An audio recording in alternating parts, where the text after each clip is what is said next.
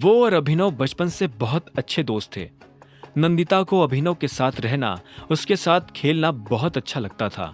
वो बचपन से काफी स्ट्रिक्ट थी। कोई भी उससे ना तो मजाक कर सकता था और ना ही कुछ उल्टा सीधा कह सकता था। सिर्फ अभिनव के पास ही वो अधिकार था कि वो अलैना से मजाक कर सके। जब अलैना ने अभिनव को फिर से देखा तो उसके चेहरे की मुस्कान और बड़ी हो गई थी।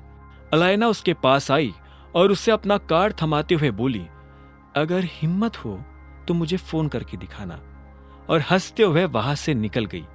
इसी तरह अभिनव ने अपनी कोर टीम के आखिरी मेंबर का दिल भी जीत लिया था। जब अलैना हॉल से निकली तो संग्राम फिर से अभिनव के पास आया और बोला, ये रहा आपका हार, इसका पेमेंट हो गया है। यह सुनते ही अभिनव ने नंदिता का बिजनेस कार्ड अपनी जेब में डाला और उसके बाद हार की तरफ देखने लगा। हार को देखते ही उसके चेहरे पर मुस्कान आ गई थी। इतने में संग्राम ने अभिनव से पूछा, आप इस हार का क्या करने वाले हो? अभिनव ने इस सवाल के जवाब में बस संग्राम को देखा और मुस्कुराते हुए बोला, चलो। अभिनव संग्राम के साथ उस हॉल से बाहर निकलने लगा था। उसका हाथ अभी भी अपनी जेब में उस बिजनेस कार्ड पर था जो नंदिता ने उसे दिया था। वो अलैना यानी नंदिता को जरूर फोन करने वाला था। जैसे ही वो बाहर आया तो सबसे पहले उसकी नजर सामने बने एक रेस्टोरेंट की पार्किंग में खड़ी एक गाड़ी पर गई। वो गाड़ी हूबहू अनन्या की गाड़ी जैसे लग रही थी। अभिनव के पैर जब उस गाड़ी को देखकर रुक गए तो संग्राम ने उसे देखा और बोला, क्या हुआ, सब ठीक है? अभिनव आगे बढ़ने का नाम ही नहीं ले रहा था। उसकी नजर अभी भी उस गाड़ी पर टिकी हुई थी। तभी अभिनव ने देखा कि अनन्या और चाहत उस रेस्टोरेंट से बाहर आ रहे थे। अभिनव ने संग्राम को देखा और बोला, तुम्हें मेरे बिना ही जाना पड़ेगा। फिर अभिनव ने अपनी जेब में हाथ डालकर गाड़ी की चाबी निकाली और संग्राम को देते हुए बोला, यह हार मेरी गाड़ी में रख देना और गाड़ी अकरम की यहां खड़ी कर देना, मैं उसे कल लेने आ जाऊंगा। अभिनव ने संग्राम को इतने अच्छे से समझा दिया था कि अब संग्राम के पास बदले में पूछने के लिए कोई सवाल नहीं रह गया था। अभिनव ने भी अनन्या की तरफ बढ़ना शुरू कर दिया था। जैसे ही चाहत ने अभिनव को अपनी तरफ आते हुए देखा तो वो खुशी से चहकते हुए बोली, अभिनव!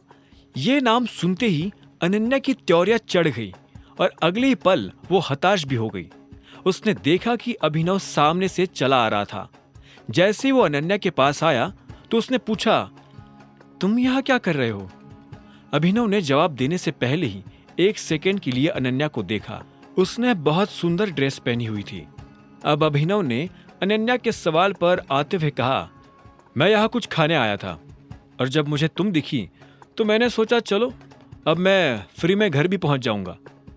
मेरी कार में बैठने के बारे में सोचना भी मत, अनन्या ने कहा और वो अपनी गाड़ी की तरफ बढ़ने लगी। चाहत और अभिनव भी उसके पीछे जा रहे थे। अनन्या ने जैसे अपनी गाड़ी का दरवाजा खोला तो इतने में चाहत ने उसे रोकते हुए कहा, क्या कर रही हो यार, वो तेरा पति है। नहीं, वो मेरा पति नहीं है, अनन्या ने चिढ़ते हुए कहा। फिर वो गाड़ी में बैठी और दरवाजा बंद कर लिया। आखिर में उसने चाहत को देखा और बोली, तू मेरी गाड़ी में बैठ रही है या नहीं? नहीं, मैं तेरी गाड़ी में नहीं बैठने वाली हूं। अगर तुम इसे अपने साथ नहीं लेकर जाओगी तो मैं इसे अपने साथ लेकर जाऊंगी, समझी? चाहत के मुंह से यह जवाब सुनते ही अनन्या ने झटके से पलटकर उसे देखा और बोली, नहीं, तुझे क्यों इसकी इतनी चिंता हो रही है? ये कोई बच्चा नहीं है, कैब लेकर घर आ जाएगा। लेकिन वो कैब नहीं लेना चाहता है। मैं फिर कह रही हूं, अगर तू इसे लेकर नहीं गई तो मैं इसे लेकर चली जाऊंगी अपने घर, चाहत ने कहा और वही जमकर खड़ी हो गई। तुम अंदर आ सकते हो। यह सुनते ही अभिनव के चेहरे पर मुस्कान आ गई। वो तुरंत गाड़ी में बैठ गया और बोला, thank you so much Ananya, तुमने तो मेरी जान ही बचा ली।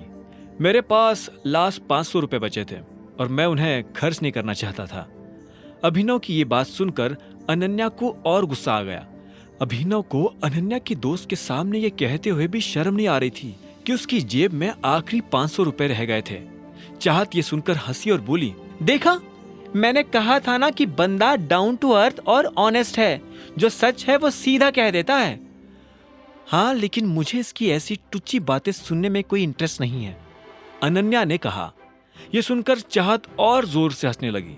तभी उसकी नजर फिर से अभिनव के सूट पर पड़ी और उसने कहा, ये तो एक ही ब्रांड का है ना?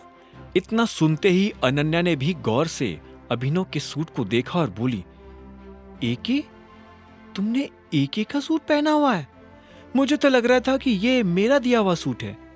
तुम इतना महंगा सूट कहां से ले आए? वो अकरम सर ने मुझे कुछ एडवांस पेमेंट दिया था ना, तो मैंने सोचा कि उससे मैं अपने लिए एक सूट तो खरीद ही लूं। ऐसी कौन सी कंपनी है जो एडवांस पेमेंट देती है? अनन्या ने पूछा। अभिनव मुस्कुराया और बोला, वो क्या है ना, सर को मेरा काम पसंद आया, तो मैंने ऐसे ही उनको बोल दिया कि सर कुछ एडवांस मिल सकता है, तो वो मान गए और उन्होंने मुझे कुछ पैसे दे दिए। फिर मैंने सूट खरीद लिया ताकि तुम्हारे साथ कहीं आऊं जाऊं तो तुम्हारी तरह अच्छा दिख सकूं। आगे की कहानी जानने के लिए देखें अगला एपिसोड सिर्फ पॉकेट एफएम के यूट्यूब चैनल पर, और द रिटर्न ऑफ टाइगर के सारे एपिसोड्स को सुनने के लिए डिस्क्रिप्शन में दी लिंक से डाउनलोड करें पॉकेट एफएम ऐप।